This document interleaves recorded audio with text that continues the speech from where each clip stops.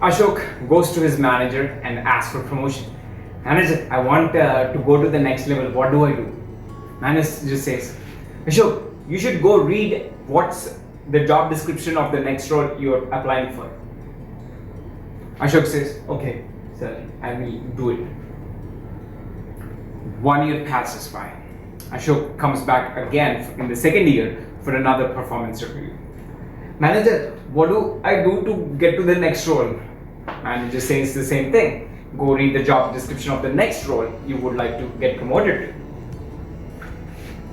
Ashok goes by and 1 year passes by, comes back again with the same question, and this time Ashok got frustrated. Manager tells me the same thing. He is not going to get me promoted. He always gives me excuses about not getting me promoted. He asks me to do some irrelevant things like reading the job description of the next role that I need to get promoted to. It doesn't make any sense. And so he leaves the company, goes to the next company. Similar thing happens, and he continues to struggle in the company and never gets promoted. The reason why Ashok wasn't getting promoted is because he was only hearing the words of his manager but not really listening to it. He's not listening what is the intention behind the words of his manager, and because of which he keeps doing what he always thinks he should do instead of ever getting inputs from other people like his managers. And this might affect Ashok not only just in his professional career, maybe he's doing the same thing around his family life, kids, friends, and so on. So in this video, we will talk about how you can be an effective communicator, because communication is two-way skills. It's not just speaking, but it is also being listening at a deeper level, not just to the words that the person is saying, but also to the intentions behind the words that the person is saying. When we go deeper to understand the fears and motivations behind why we don't listen effectively to others, it helps us create an inner transformation, because we understood our root cause, and that shifts everything for us and creates lasting results.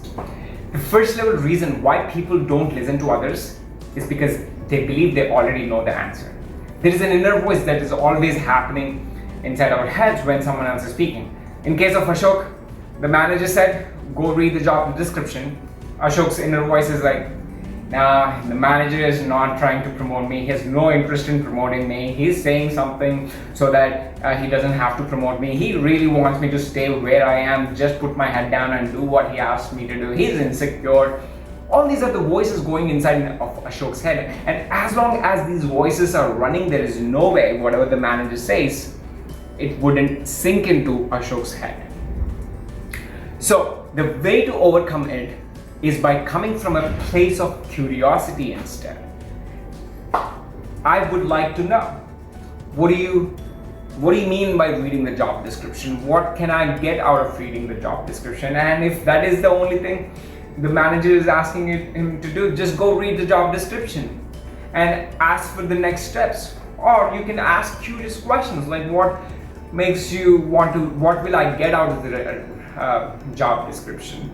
That's the first step in order to be able to come from a place of curiosity, so that you can have an impactful conversation wherein you are listening to others, you make others feel heard. When you make others feel heard and you're asking curious questions, they're more likely to tell you more. Instead, when you have that inner voice in your head, you can never speak effectively. If this strategy works out for you, great. Go ahead and implement it. You can skip the rest of the video. If not, we will go one more level deeper to understand the deeper root cause why people can't come from a place of curiosity. Because when you go deeper and understand the root cause, you can create an inner transformation that will create you lasting results. The second level reason why people have hard time coming from a place of curiosity is because they are attached to the outcome. They want the conversation to go in a certain way. In the case of Ashok, he's attached to the outcome of getting a promotion, And so whenever he has that attachment, he cannot say everything that he wants to say. He always has these inner voices going on. This is the right thing, this is the wrong thing, and this is not going well. So he's not able to come from a place of curiosity because he already knows the answer. Right? Whenever you are attached to the outcome, it is hard to come from a place of curiosity. The strategy to overcome it is by being non-attached to the outcome. When you're not worried about whether the manager promotes you or not, you're more likely to be bold and ask him whatever you want to ask for, because no matter what he says, nothing wrong can happen. No matter what you say, nothing wrong can happen, because you're going to ask whatever the questions you want to ask and he's going to reply with whatever the answer he has for you. That's the second level reason. If this works for you, great. Skip the rest of the video and implement it in action.